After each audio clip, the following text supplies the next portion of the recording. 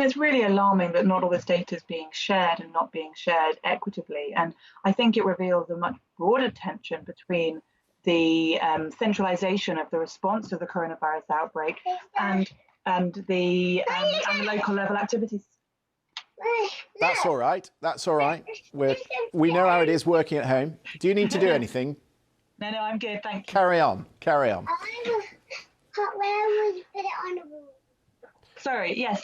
And so it really shows this tension between the centralised response to the outbreak by the government and the real need to engage with local authorities and local government much sooner in the response, and why it hasn't been much more of a fruitful relationship between these two levels of governance. But I don't understand why the mayor doesn't seem to have had access to this Pillar 2 data, because today the Prime Minister's spokesman said that since 11th of June, an operational dashboard has been made available by NHS Digital, which included counts of local tests all the way down to street level. So is it just too complex for local authorities to understand? But I think it's also that there's been a very different approach there's a very different disaggregated level of who's creating what data. So you've got to remember that the NHS is collecting some data, we've got Public Health England collecting other data, we've got government collecting other data and through the ONS. So there's just multiple strands of data, and perhaps it's not thoroughly being collated between different bodies so that the full picture can be given to local authorities.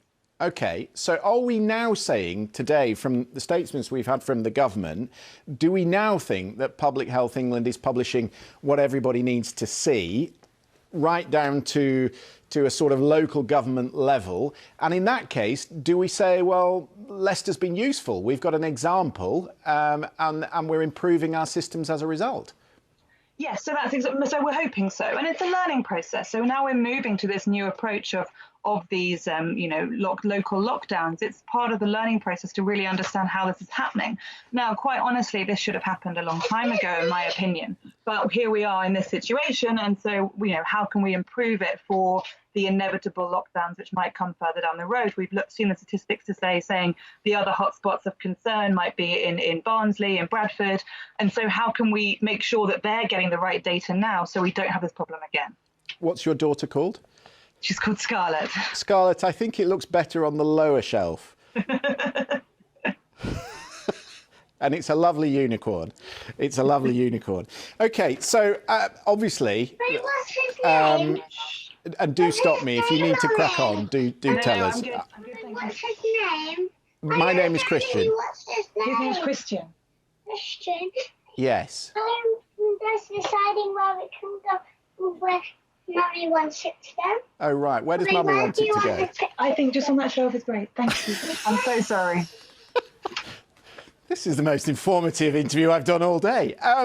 So just very quickly, I'm just going to put one last one to you. Obviously, this data that they're compiling depends hugely on the track and trace system, doesn't it? Do you think that we are now getting the right sort of data in a timely fashion?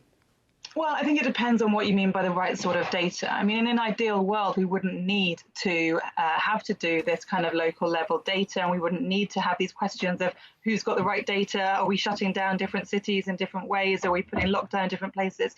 Because if we had a functioning track or trace system, we'd be able to target exactly who it is in those cities, who is at risk, who's had it, and who they've been in contact with, and we'd be in a much better position to not risk the broader economic issues which come along with lockdown. And so actually, we're getting some way to trying to figure out the issues with the data, but we're still not being able to get that data of exactly who and who they've been in contact with and utilize that in a meaningful way to mitigate against further lockdowns at local or national level.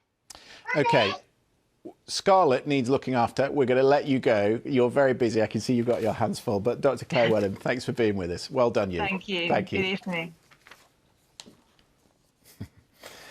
England's Deputy Chief Medical Officer says the UK has adequate supplies of the drug.